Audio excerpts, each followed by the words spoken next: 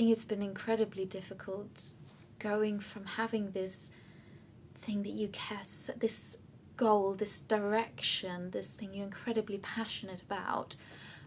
In a sense, I think it's quite unusual to have at my age, but Jamie being so ill just created this.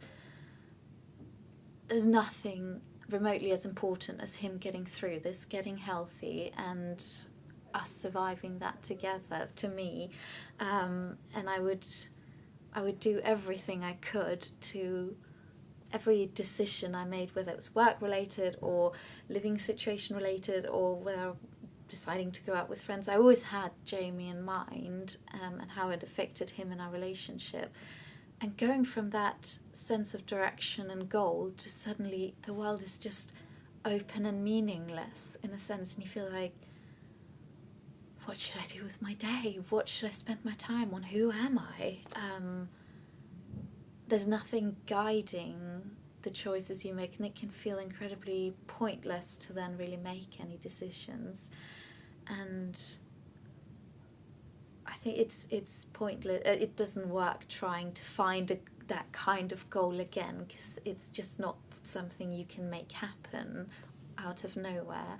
But having a bit of an attitude of, okay, well, let's see what happens today. Let's hope that something is pleasant or is enjoyable in the moment, or at least not uncomfortable. And then some days will be bad and some days will be boring, and a lot of days will be ugh, but some days will be good.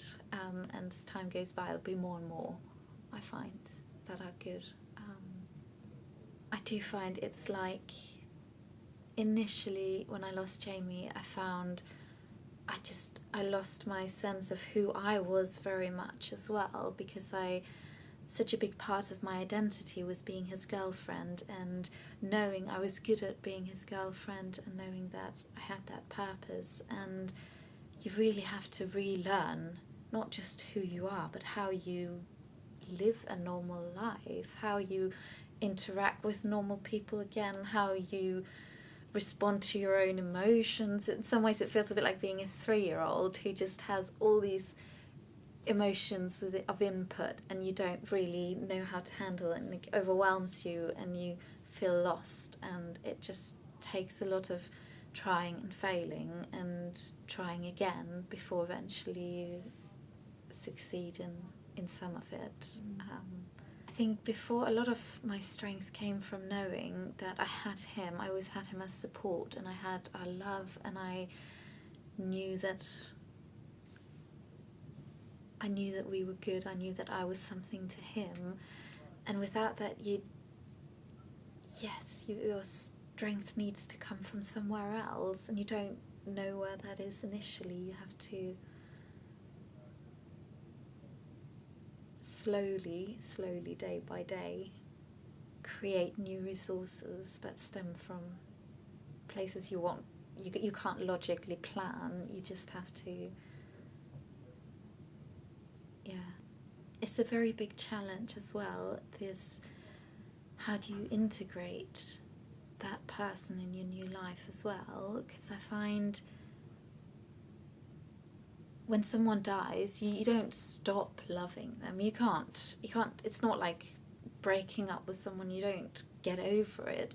You need to find a way where you can still love them, still care for them, and still move on with your life. And it's, of course, you can't call them up on the phone and tell them about your day.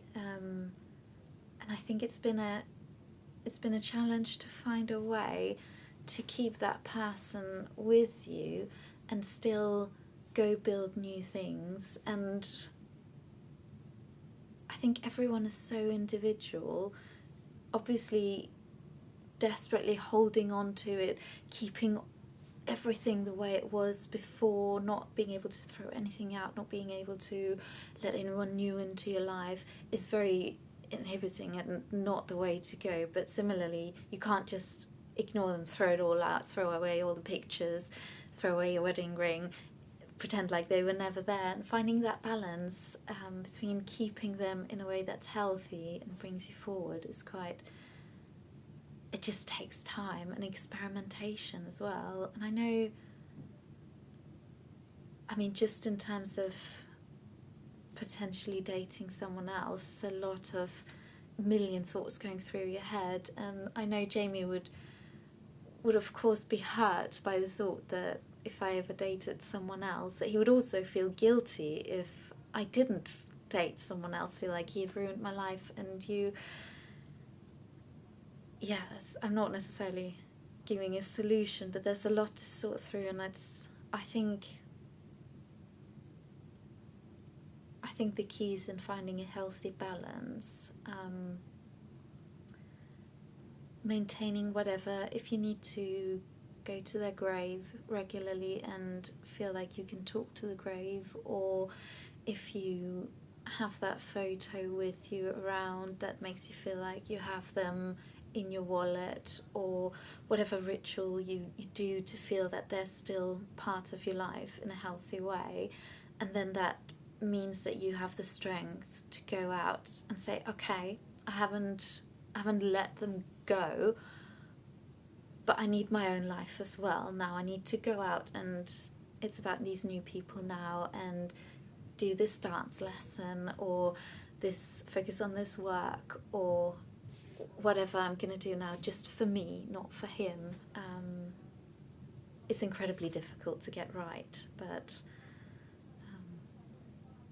hopefully over time you figure out a way to do it.